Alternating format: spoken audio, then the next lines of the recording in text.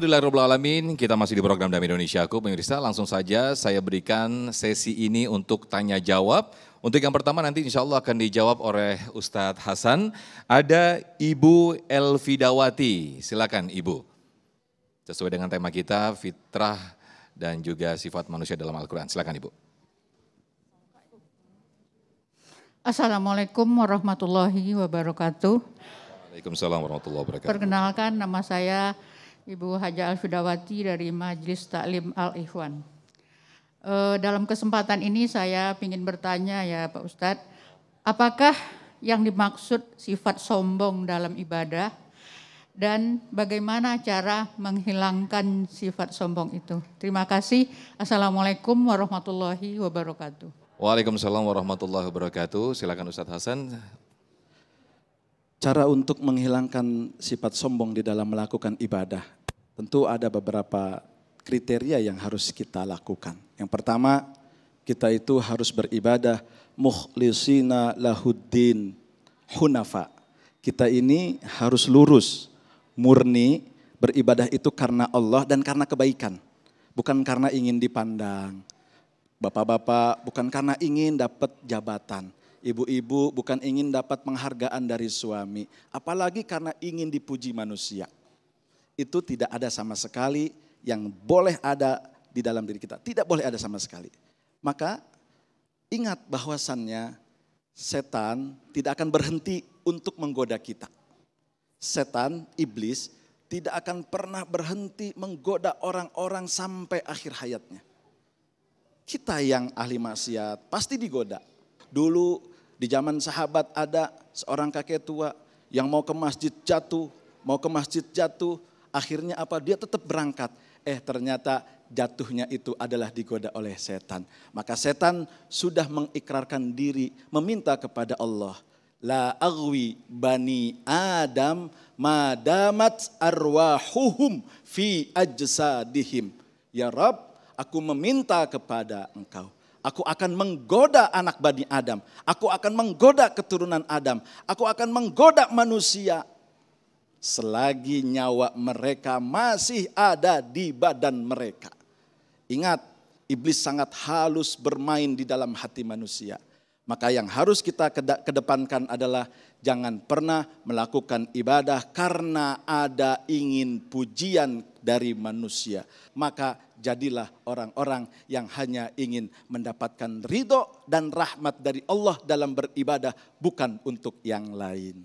Baik, menyambung dengan berkaitan dengan pertanyaan yang Ibu Elvida tadi disampaikan bahwa berkaitan dengan sombong. Ya. Apakah fitrah manusia itu bisa berubah-ubah Ustadz? Dalam arti berkaitan dengan apa yang disampaikan Ustadz Jumhar tadi bahwa ditanamkan sifat fujur dan juga takwa. Bagaimana Ustadz? Kesombongan itu adalah milik Allah. Al-kibriya'u li rabbina sifatun bihi. Kesombongan, sifat sombong itu khusus untuk Tuhan kita. Tetapi manusia pun ada yang berlaku sombong. Karena apa? Ketika dulu ada makhluk yang disuruh untuk sujud kepada Nabi Adam. Dan disitulah makhluk ini menolak. Itulah iblis. Dan iblis meminta perjanjian kepada Allah untuk menyelewengkan manusia dengan sifat sombong. Sedikit dikasih harta, sombong. Sedikit dikasih jabatan, sombong. Artinya sebenarnya sombong ini adalah pakaian Allah. Jangan sekali-kali kita untuk memakainya. Tapi kenyataannya sifat fujur itu yang membelokkan hati kita. Karena diri ini selalu kosong dalam bertauhid kepada Allah.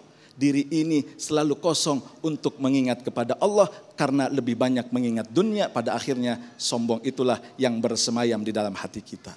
Baik, Masya Allah luar biasa sekali apa yang disampaikan Ustadz Hasan tadi. Saya kembali ke penanya, ada Ibu Wardaniah. Insya Allah nanti akan dijawab oleh Ustadz Jumhar. Silakan Ibu.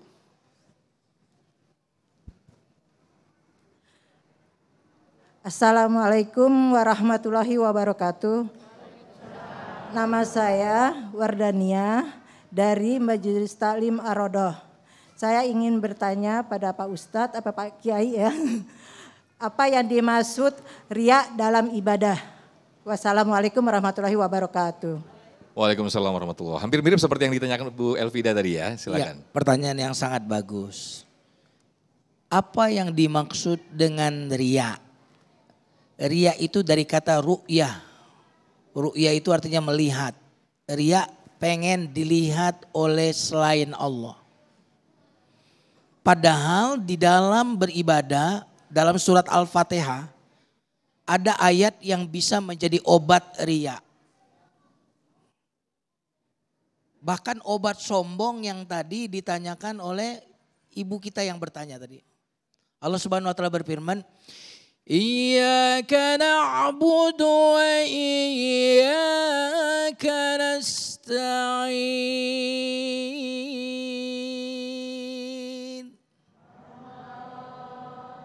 Ya Allah, hanya kepadamu, hanya untukmu kami beribadah. Enggak untuk pujian orang. Enggak pengen dilihat si anu, calon menantu, calon mertua, atasan. Tidak ya Allah, aku beribadah hanya untukmu. Itulah makna ikhlas yang menjadi obat bagi riya. Maka siapapun yang riya berarti ibadahnya belum ikhlas.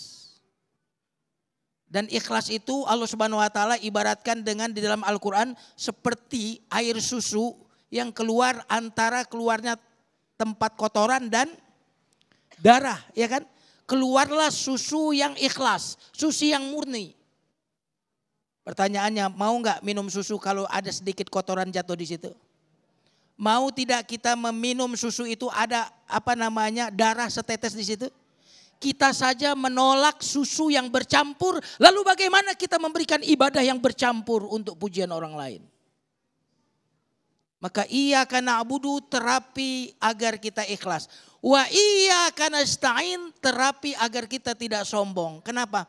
Kita nggak bisa ibadah kalau nggak ditolong oleh Allah. Makanya ketika azan dikumandangkan, hayya 'alas shalah.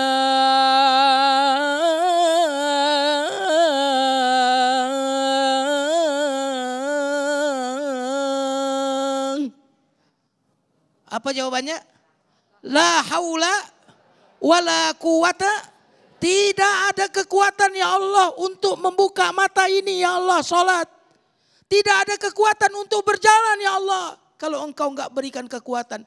Jadi saya beribadah ini karena pertolonganmu, bukan karena kekuatanku ya Allah. Ada enggak orang yang rumahnya dekat masjid enggak kuat ke masjid, ada? Ada enggak? Tapi kalau ke kantor kuat. Ada enggak yang kalau ini ngelihat sinetron malam-malam atau ngelihat bola matanya melek begini, ada enggak?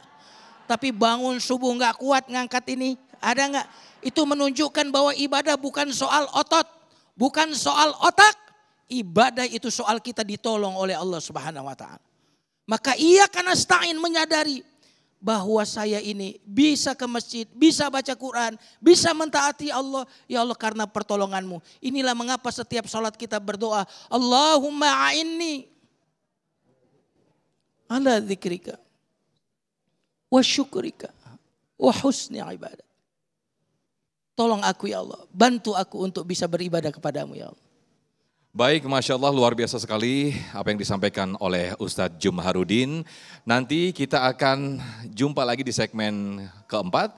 Kami masih buka sesi tanya jawab termasuk pertanyaan saya Ustadz bisa nanti dijawab di segmen berikutnya. Apakah nanti fitrah manusia ketika tadi disampaikan fitrah manusia adalah beribadah. Apakah seseorang atau manusia itu beribadah selain Allah? Apakah itu juga bagian daripada fitrah? Dijawab nanti Ustadz. Kita akan kembali usai jeda, tetaplah di Damai Indonesiaku.